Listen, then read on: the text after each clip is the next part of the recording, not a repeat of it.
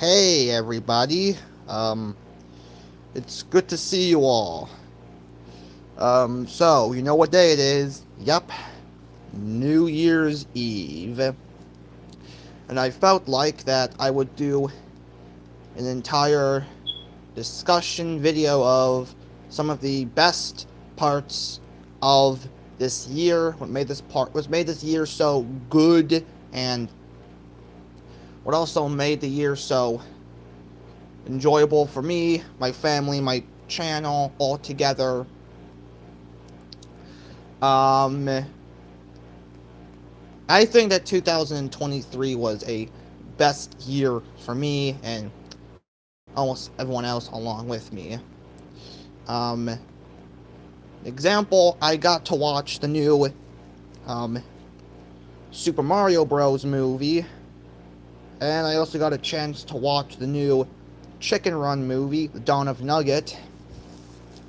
Like, it was so good at how they made a sequel just after 23 years later, ever since the beginning of the 2000s. We had to wait 23 years later for Armin to make a sequel of Chicken Run. I mean, in comparison to what? Tales from the Hoods 2 and 3, where, yes, we had to wait so many years later for Tales from the Hood to make a sequel just in 2018 and then 2020. So yeah, Tales from the Hood 2 and 3 are just a year apart from each other. 2 was released in 2018, while Tales from the Hood 3 in 2020.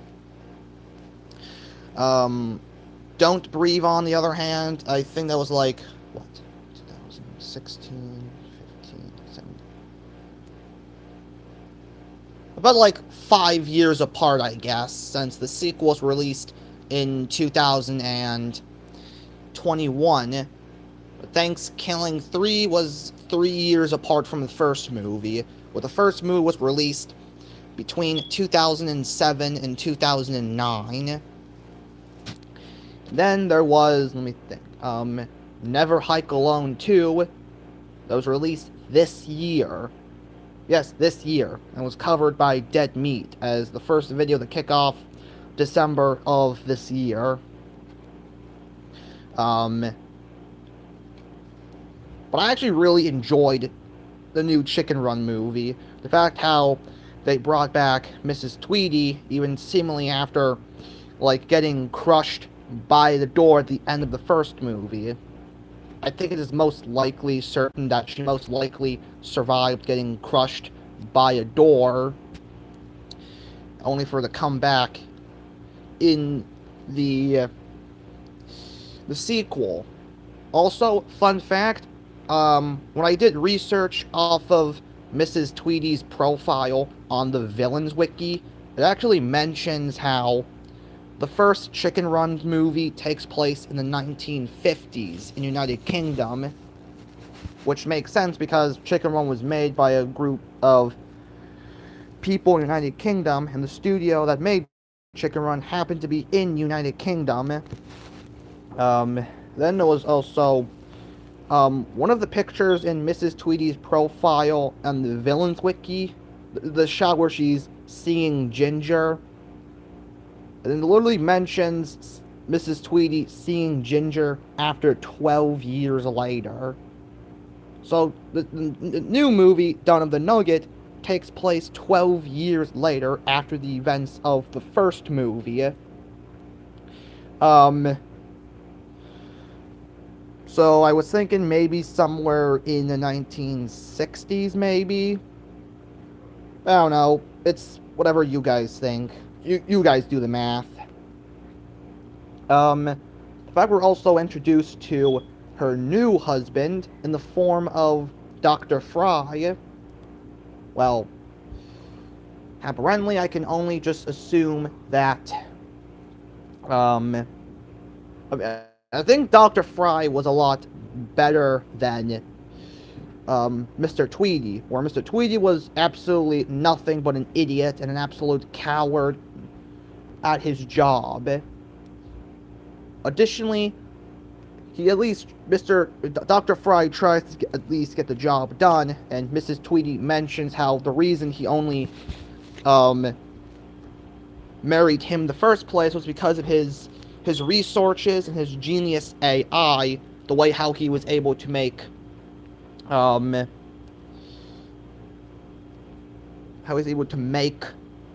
like little collars for the chickens and manipulate them of going into the oh my god, what is it, the grinder, and then out they come out as chicken nuggets. Oh my god, what is it, the grinder, and then out they come out as, let me think, chicken nuggets. Another thing they actually mention when people did reviews of the Chicken Run movie was that how Ginger and Rocky were recast.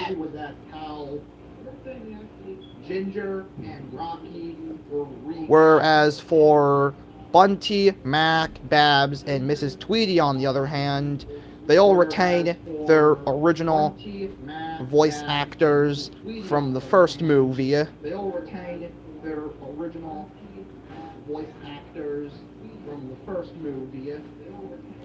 Let me think. I think this also may apply for Fowler, Nick, and Fletcher. Possibly certain about that.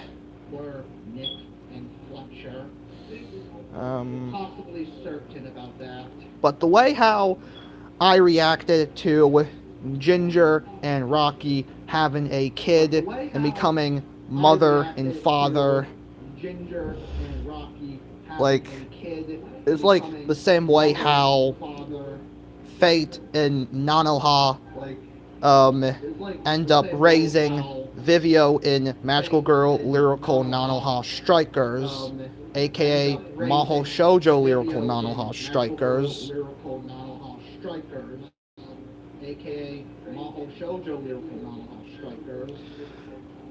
Again, I think the whole Maho Shoujo versus Magical Girl, I think it most likely depends where you live.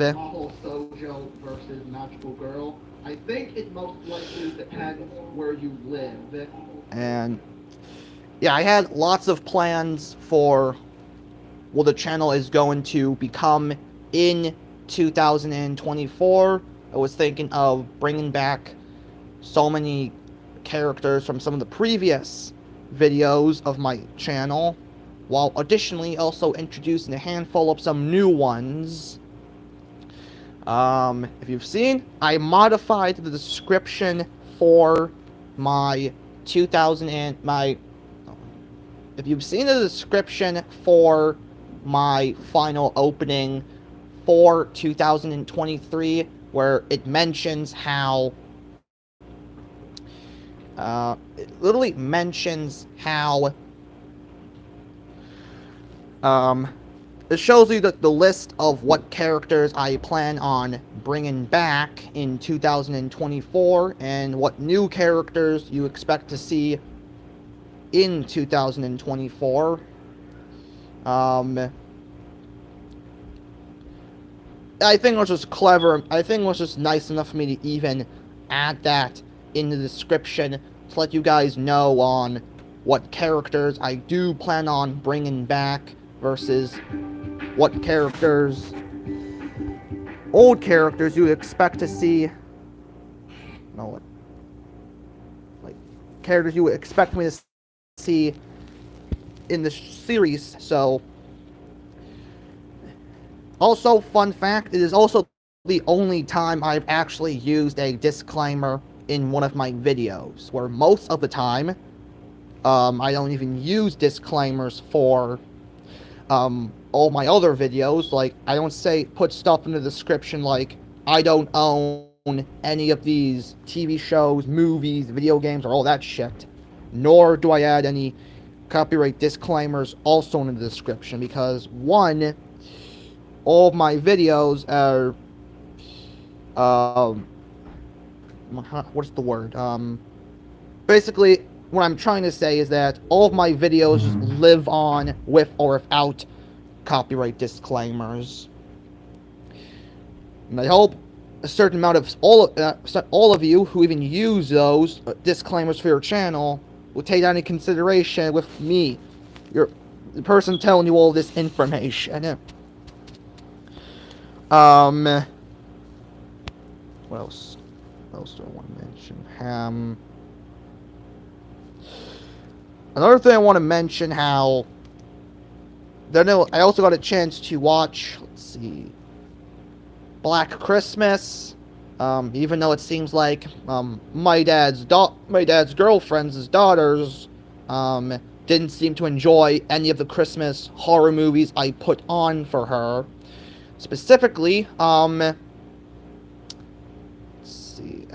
see, we got Santa Slay, possibly a fan favorite of mine, with my guy Santa being played by WWE wrestler Bill Goldberg, who, fun fact, was actually also featured in Looney Tunes Back in Action as Bob Smith, as his only other voice acting role. There was also the 2012 remake of Silent Night, and I just think, like, the 2012 remake of Silent Night was a lot better than all the other 5 Silent Night movies.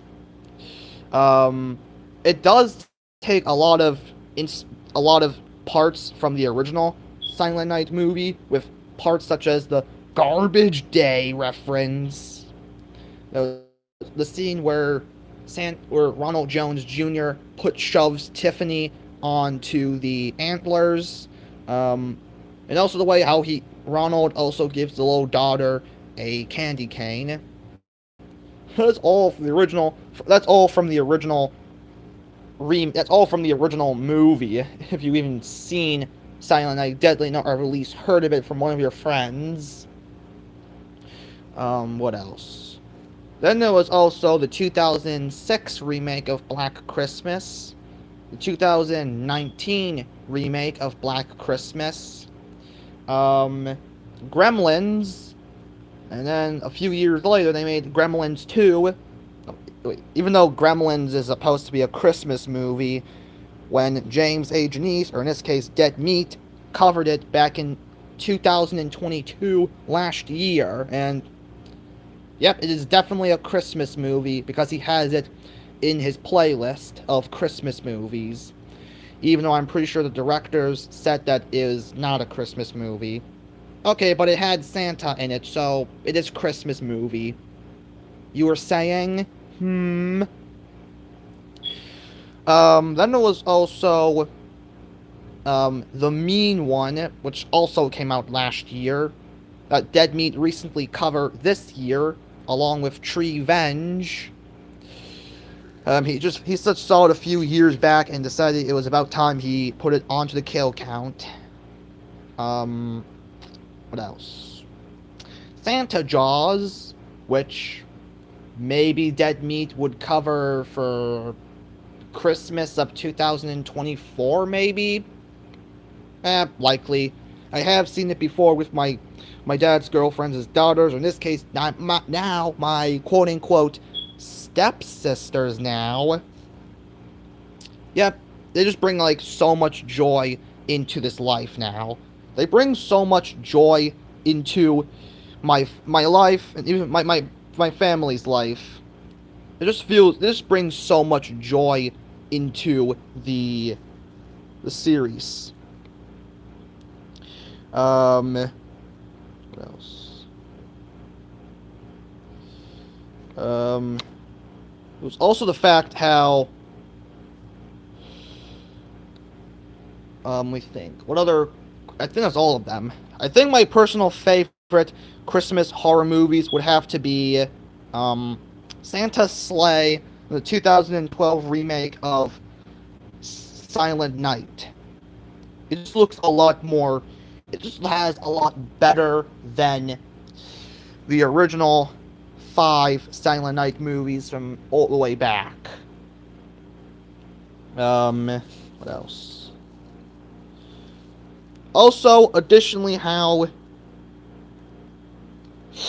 like, the whole way that the early 2000 the 2000s and 2010s were just filled with remakes and reboots of so many different horror movies. Actually, so much so I can't name them all. What else? I knew that I also, the day I uploaded the Polar Express's Winter Run video, which was now, where is it? Notice it was 4 weeks ago when I uploaded the Polar Express's Winter Run. It was actually during December 2nd, where I also saw a whole Christmas parade that was nearby Vassar College, which Vassar College is nearby where my dad lives, actually. I got a chance to actually watch that. The day after that, I was discussing on the problem if any of you guys out there knew on how to fix a New York Central Mohawk, and the video after that, I was finally able to fix them. Well, specifically numbers 3124 and 3135. We don't talk about 3128. He is forever faulty, forever. He is forever stuck like that. And nope, when I went to the Content Creator Plus, there was also nothing I could have done to fix that, other than mess with the body, which just makes it even worse, and now the whole body is invisible. You're joking, right? Like, you're stupid, huh? You're stupid? And then the day after that, I was able to change the whistle sound for one of the Mohawks, specifically 3124, because it was actually the stock audio sound effect that they used in the Mohawk That Wouldn't Quit that was created by the YouTuber Ron the Cyborg. Which, yes, I do recommend you check that out, though, if you enjoy trains like I do. And also, I even showed off of where exactly that whistle sound effect came from, and how it actually came to be in the Mohawk That Wouldn't Quit. And also, another fun fact about that movie was the sound effect that Ron the Cyborg used for the Southern Pacific E7 Streamline Diesel, specifically number 6000, although I am also most likely sure it also may apply for Southern Pacific E7 number 6001 in the 2B units, 5000 and 5900 and 5901. I mean, I'm just almost certain about that, actually. That horn sound actually came from a Pennsylvania Railroad E8A number 58809.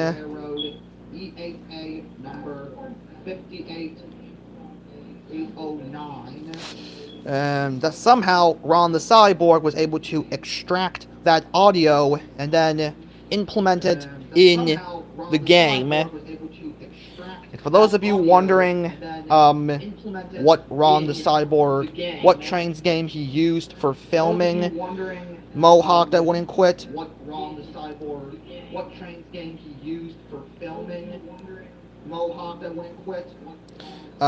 he actually ended up using Trains Simulator 2006. Now, what I know is that it was actually impossible for me to even download anything on the Trains 2006, so I just ended up trying to download all the stuff I needed to recreate that whole movie in 2012. Let's see. For those of you wondering, do you even expect me to even do an actual remake of Mohawk That Wouldn't Quit? That, I would say, probably at the start of 2024 on the first day of January 1st. Only downside is that there will be no music playing throughout any of the remakes of the recreation.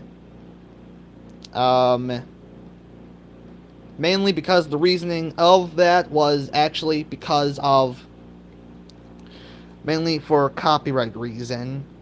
But then somehow many other people who even did remakes, recreations of that, someone who even did a recreation in Gary's mod, unknown actually, someone who was able to do a remake of it in Gary's mod, well, only from up until part 5. One person I did catch while looking at the comment section was that I found, Nicholas. Yes, the person who made Rails of Highland Valley and Pride of PRR. I found his comments in those videos. I found his comments in those videos. He even recreated one of the scenes of of part 5 in his channel page. Then I asked him, how does he get the New York Central Mohawks to work? Because I was having problem with them. He said that it just worked for him the day, like, he actually got it from the download station. Now, just a quick FYI, I do not use Trains' download station. One, it doesn't let me, I can't get anything from the download station, and number 2, I need an account. Okay, 1, NV3 Games and RN. I will not just create an account just to get access to the download station, nor would I create an account just to get access to Trains 2009. Because 1, it is redundant, and 2, it is just not fun at all. What else? Let me think. As of now, I think there's only one person watching this video because I can see it, like, on my, right next to my run time.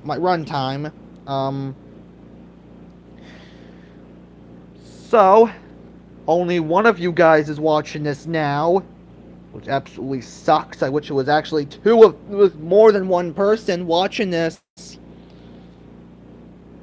You know what? It's fine. You know what? We're good. We're good, okay? Yeah,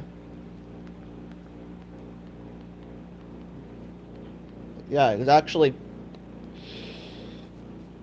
Let's see. Now, apparently, I've been on the hunt for a Southern Pacific E7 ever since day 1. And boy, do you not know how much I have tried to get my filthy hands on that E7 Streamline Diesel ever since day 1. However, there is a certain website I was able to find it. Although, when I looked it up, it didn't show me a link on where to download it from. The Kuwait base doesn't have it, nor does the download station.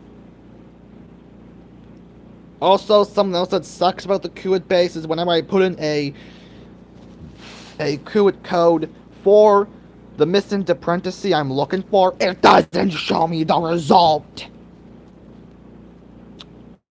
That website is foul, and it is also completely oblivious to the parentheses I'm trying to make it look up.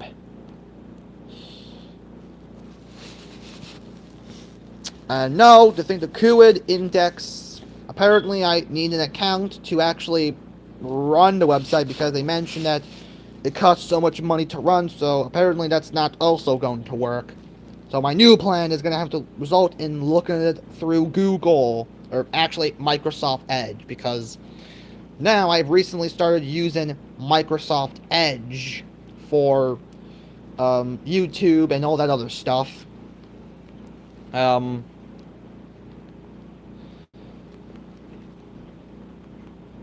Let's see.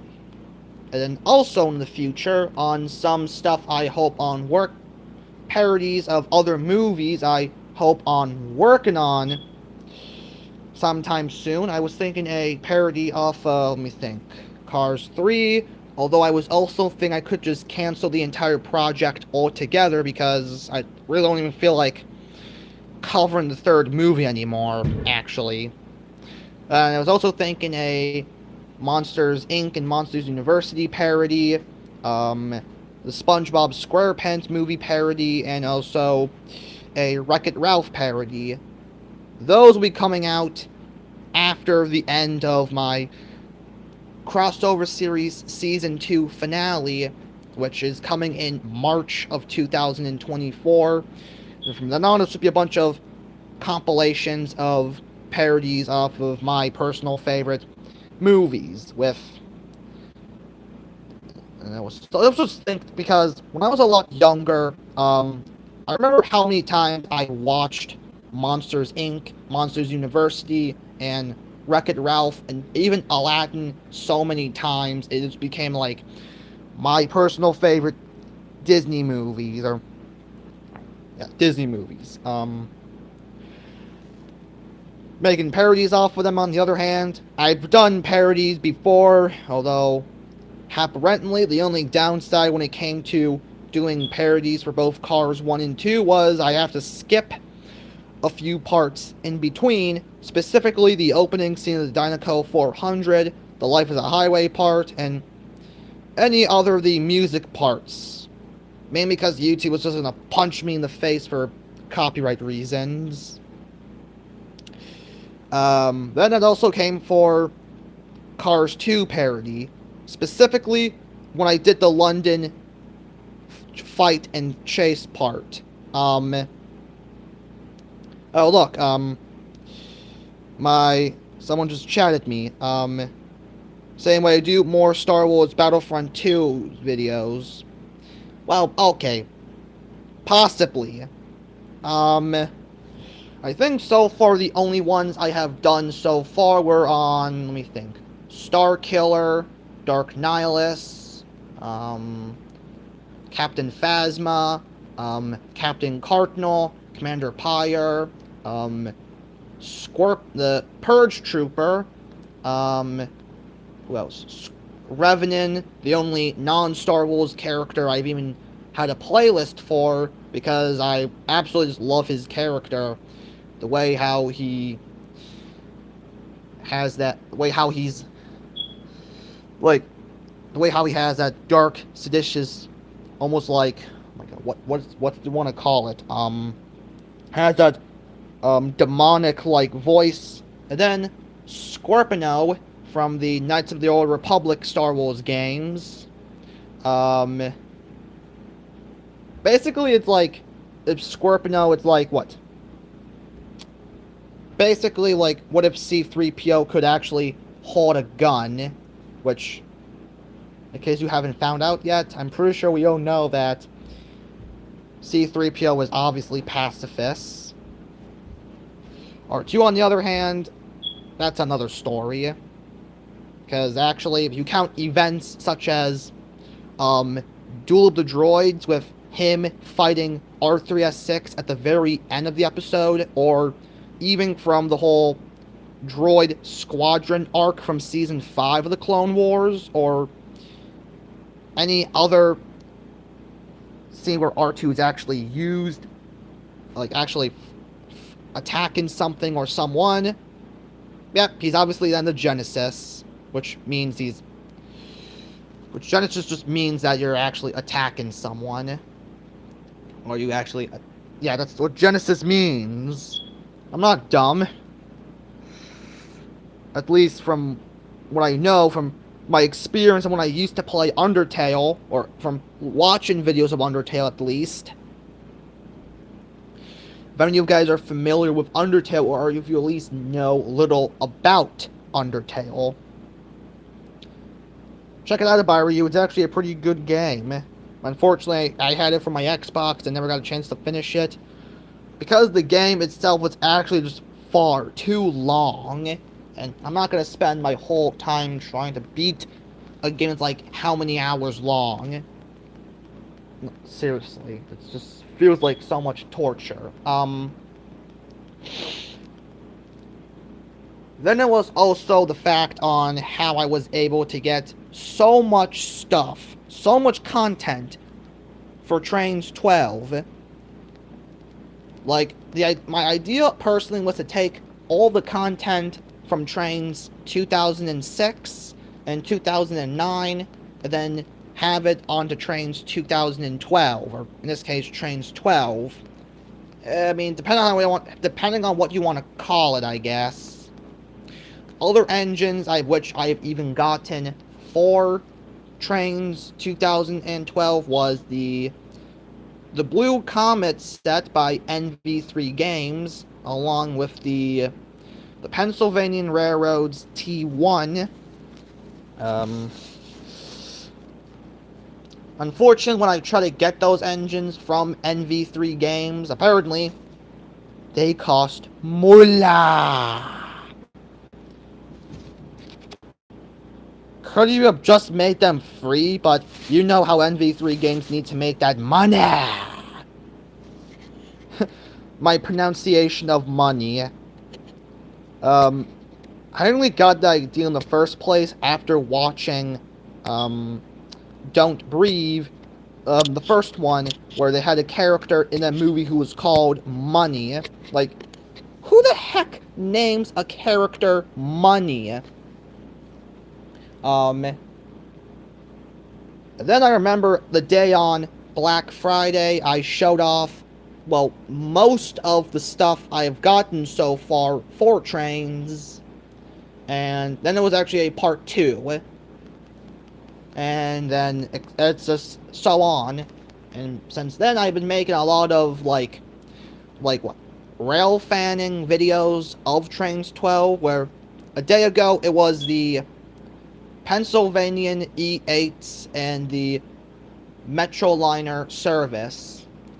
If you read the description in that video, it actually mentioned how I got that idea from a YouTube. If you read the description for that video, it actually mentions how that idea was actually idea from the YouTuber Penn Central Rail Productions. This is Pennsylvania's E8s and Keystone service 670 and 665. The whole loadout itself, with there being 2 Pennsylvanian E8As with number 5809 leading and 5711 being the back engine, basically double heading back. Basically double head. We're not talking like an engine in the front of the train, one engine pulls the train, and one that's just pulling the train. Not that kind of back engine. We're talking like double-headed, where the double-headed back engine. What I'm trying to refer to, basically. And the whole loadout that it was actually shown was, it was actually a pair of 6 Amtrak Amfleet cars, with one of them being a Bud Metroliner. But since I didn't have, I did, however, get 2 Amtrak Bud Metroliners, one in the Phase 1 colors and one in the Phase 2 colors. Although they're not exactly, I wish they were in, the actual Amfleet colors. So my next idea was to just use the Pennsylvanians' Bud Metroliner. But I'm actually quite surprised that it went from Pennsylvania, and then by the time the PRR, the New York Central, and New Heavens merged together to create the Penn Central, then that's where the Metroliners got the Penn Central logo, or symbol. I don't know anymore. Either a logo or symbol. It doesn't matter. It doesn't matter if you call it logo or symbol, because all I know is that logos and symbols are actually the same the same way that I'm using them in sentences or statements. The video after that was the Greenbrier, one of the few K&L trains engines I actually own, along with the New York Central 20th Century Limited and the C&O's L1 Hudson Streamline. And thanks to learning from a few videos from the Speedymon TS10, where he mentions the fun facts about those engines, the fact that the Presidential Express's Greenbrier engine is actually a recolor of C&O's J3A, which also has the name Greenbrier in it. Basically, C&O 614, but all in green. The only non-green part being the the smoke box. That's the only part that's not even black. And also, another thing is that they actually gave it a pair of headlights. You had additionally a headlight a pair of two other headlights on where the bumper is. And you guys think it is going to have ditch lights. No, that's not the case. Because you think they're going to make a steam engine have ditch lights. No, they don't flash like ditch lights, like actual diesel engine ditch lights. How do you expect them to do something like that, huh? On a steam engine. Okay, another thing I found out was that how the Greenbrier's Presidential Express's observation car had a pair of headlights, and it also has its own whistle. That's something you don't. That's actually something you don't find on a normal observation car on passenger trains. Except for the Milwaukee Roads' Hiawassee 442, which is, yes, one of the few steam engines to even have an air horn for its primary whistle, which, yes, in real life, steam engines do have air horns. Not just the Hiawassee, but also Milwaukee Road S3, number 261, which is just reused from the Hiawassee. Then there was also the New York Central's Niagara, which also has an air horn. That is actually reused from a Pennsylvania Railroad BP60. And the reason I know so little about that fact is that I got one from Trains Forge. Yes, from Trains Forge. It's actually another one of Pennsylvania's diesel engine that has a very big wheel arrangement. In comparison to Pennsylvania's GG1, which that thing's like a Boco wheel arrangement in both the front and back. Let's see. Southern Pacific's GS4 also has an air horn. It's literally visible, like right where the it's on the left side of its smoke box. Also, oddly enough, the New York Central's its Niagara and Hudson, specifically the one used for pulling the 20th Century Limited, both happen to have their bells located behind the cow catcher on the right side of the cow catcher. Yes, I think that is a very strange place to even have a bell. Then for the C&O L1 Hudson Streamline's bell, it's located inside the smoke box. Inside the smoke box. No, it's literally located inside the smoke box. Because it has a feature of where you can open up the smoke box, and there's the exposed bell just sitting there. Other features it has, such as the little panels of where the side rods and driving wheels are, can also open up. What else? Another thing with K&L trains is engines, is how they have like coupler animations for the front of their bumpers and cow catchers. That's actually something I wish that the New York Central Mohawk had.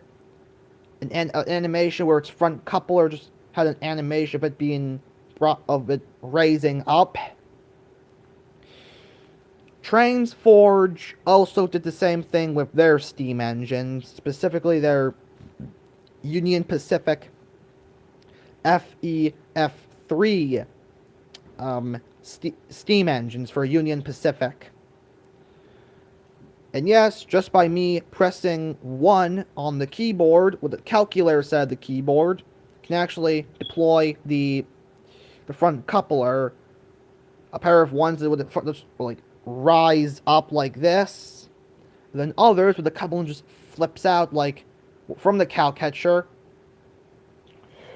But then with the K&L trains as steam engines, where you have like an engine just behind another engine, or in back of a train, the coupler just flips out, or even they even have like a sound effect for whenever the trains both couple and uncouple.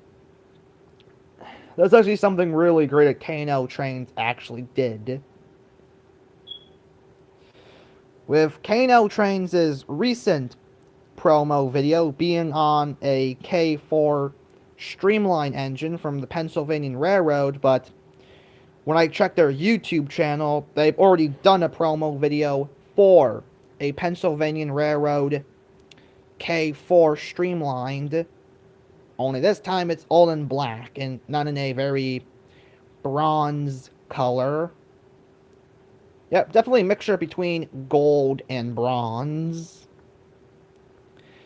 And also more of a compact version of the New York Central's 20th Century Limited. Also, fun fact, I also do have the Pennsylvania Railroad A5 switcher and a Pennsylvania Railroad D16SB, which being freeware from K&L Trains. Then there was also, let me think. Let's see. When K&L Trains did a New York Central Hudson J3A in the non-streamlined form, I do have my own New York Central Hudson, specifically not the K&L Trains version. Same for the 20th Century Limited, also not the K&L Trains version. I got apparently one off of the Kuwait base. So now I have a total of four versions of the 20th Century Limited. 2 from K&L Trains and 2 from the Kuwait base. The only difference between the non-K&L Trains versions is how they have an air horn.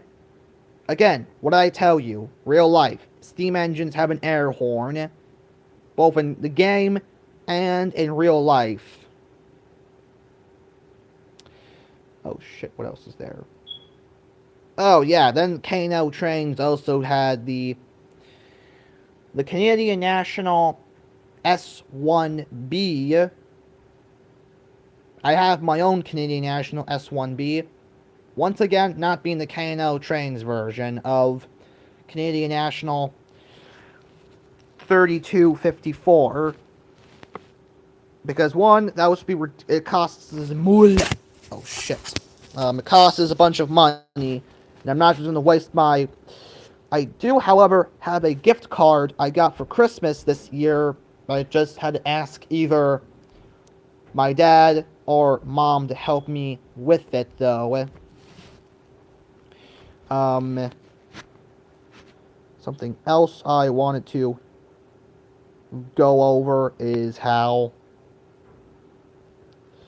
something else. How I also want to go over was that how.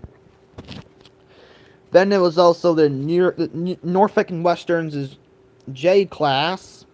Specifically, the only J class I own is number 600, and only 600, not the other J classes. Only 600, and only 600 only.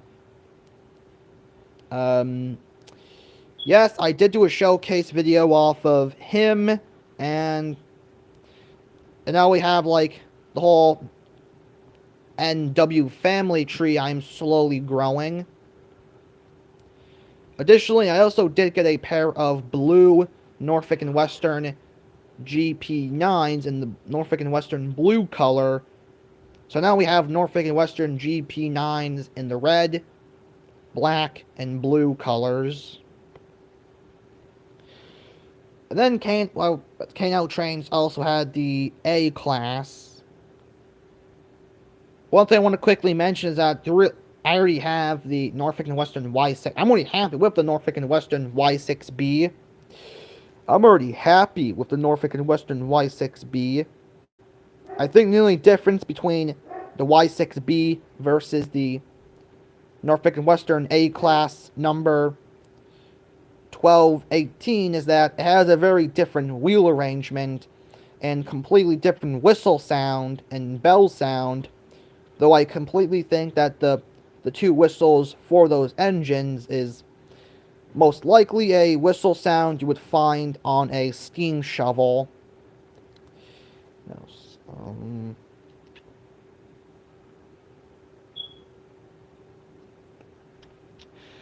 Let me think.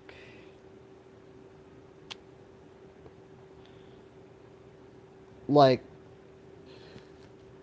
okay, so the best pros and cons I can say about 2023 was that I got a chance to enjoy the new the Spider-Man movie, the new Chicken Run movie, and the new Super Mario Bros. Movie. I had lots of fun watching all those three movies. The Five Nights at Freddy's movie, never got a chance to watch yet. Because one, I guess it was just more of an interest in the Banana Splits movie more than, like, all of the Five Nights at Freddy's movie. Because the movies we had before the actual release of the Five Nights at Freddy's movie, we had movies like the Banana Splits movie, Willy's Wonderland. Those were the only. I also got a chance to watch Evil Bong, and of course, my brother and stepsister, James and Caitlin, named my brother and stepsister, apparently did not like the movie, even though Caitlin mentioned how one of her friends actually seen Ginger Dead Man versus Evil Bong. And I told her that I was recently started to get into the Evil Bong movies because they're just so weird, and also in a good way. And now we have a total of 9 Evil Bong movies because Evil Bong 888 Infinity High was released last year in 2022. So now let's go with the movies. We have the first Evil Bong movie from 2006, Evil Bong 2 from 2009, Evil Bong 3 from 2011, Ginger Dead Man vs. Evil Bong from 2013, Evil Bong 420 from 2015, Evil Bong High Five from 2016, Evil Bong 666 from 2017, and Evil Bong 777 from 2018, and now we have Evil Bong 888 from 2022. That's now a total of 9 Evil Bong movies, start to end. Also, I'm pretty sure this will not likely be the last Evil Bong movie we see them make. And then also I heard that they were making a 10th Saw movie. And then when I watched Dead Meat do the kill count for it, the first kill is literally until an hour in. My god.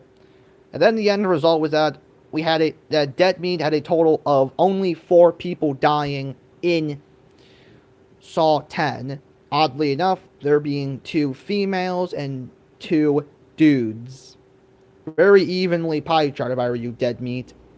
In comparison to some of the other Saw movies, Saw 3D definitely had the most amount of kills. Yeah. Saw 3D definitely had the most kills in the movie. I mean, hey, in comparison to, like, some of the other movies that Dead Meat covered had the highest body counts. And yes, he even has a playlist called The Big Body Counts, or as I called, Duh. Yeah, that's right. I just call it, like, D-A, as in The Gang, but The Big Body Counts. And my god, we had, like, body counts until, like, the 100, the triple digit zone. Until when Zoran covered Dude Bro Party Massacre 3 and won the record for mainly because one of the kills in Dude Bro 3 had a whopping total of 4,250 kills, which is what led Zoran to win the record for new kill count champion. Well, that is until 2023, where James covered Enemies Blue. Enemies Blue is just what if Team Fortress was actually turned into a horror movie. Which, that's what it does. Team Fortress 2 turned into a horror movie, and it's also very dark. Less than how many hours in where Soldier finds those mountains of bodies?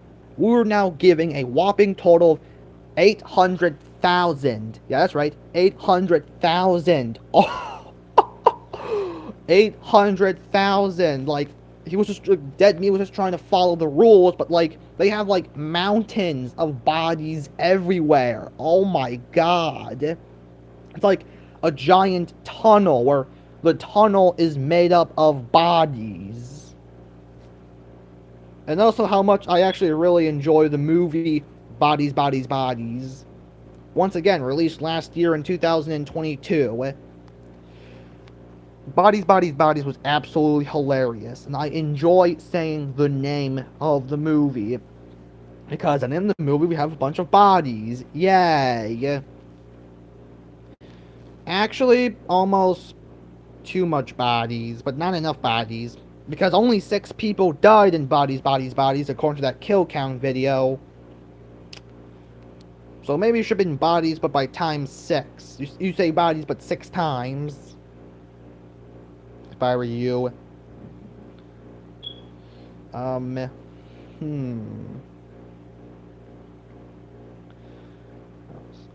Back to Chicken Run. The final climax of the movie, of where Mrs. Tweedy falls into the machine, and you guys thought that she would have died through there. Well, no, because she comes out as covered in a bunch of chicken nugget stuff. And then when she falls into the river and is caught and spotted by the robot ducks, then the entire base goes boom, boom, boom away. And I'm likely certain that there will be no way that Mrs. Tweedy or anyone else would survive that explosion. Judging by we even see a part of the giant what, command bridge-esque area also collapse and just fall. Like, there's no way anyone could have survived that explosion. And also the way how Tweedy flirts with Reginald Smith, should we even call him, like, the only third antagonist in this movie? I mean, it depends if the Villains Wiki even has him classified as a villain. The way how Dr. Fry just calls him Sir Eat-A-Lot, where in reality, Sir Eat-A-Lot is the name of the restaurant chain. His actual name's being Reginald Smith. For your information for next time.